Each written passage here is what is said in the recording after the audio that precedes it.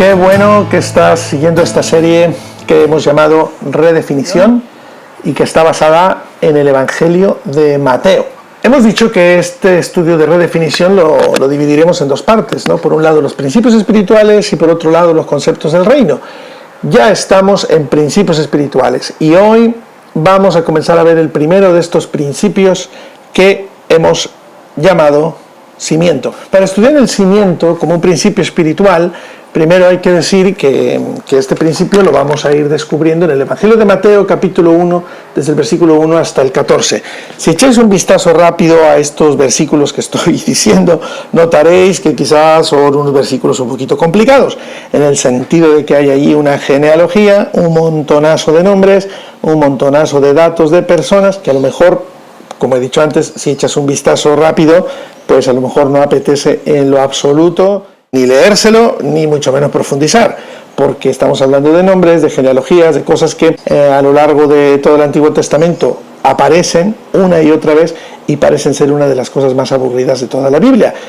Pero la verdad es que quizás con esta pequeña explicación os animáis a mirar las genealogías desde otra perspectiva. En la Biblia, en el Antiguo Testamento, hay dos fórmulas que se utilizan continuamente. Yo no sé si os habéis dado cuenta. Be'ele Shemot y Be'ele Toledot. Ambas en hebreo. Be'ele Shemot significa estos son los nombres y Be'ele Toledot significa estas son las generaciones. Son fórmulas que se repiten mucho en el Antiguo Testamento. Dios, al inspirar su palabra, puso un énfasis muy particular en los nombres de las personas, pero también en las generaciones de estas personas, es decir, en los hijos que estos tuvieron y los hijos de esos hijos, los hijos de los hijos de aquellos hijos.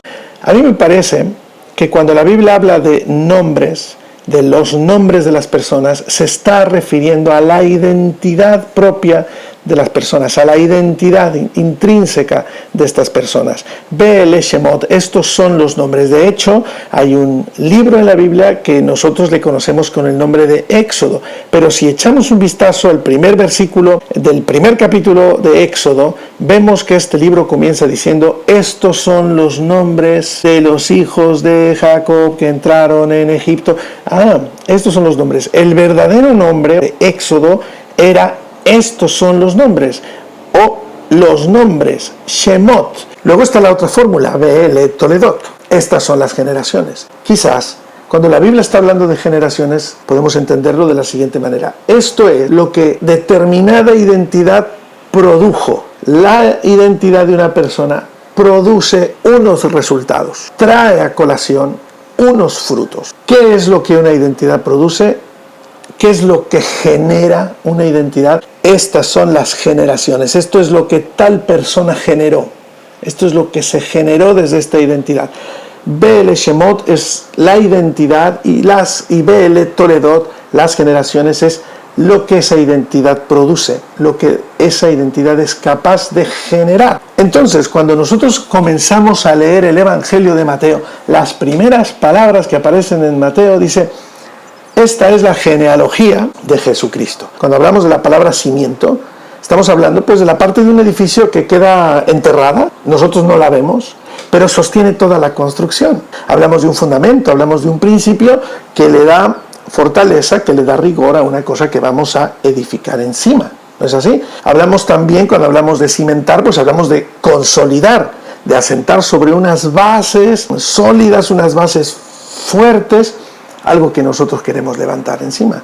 Entonces, cuando este principio señala el cimiento, estamos señalando algo muy profundo que no se ve en la superficie, que hay que escarbar un poco o mucho para ver lo que hay debajo, para saber lo que este cimiento puede sostener al edificar encima.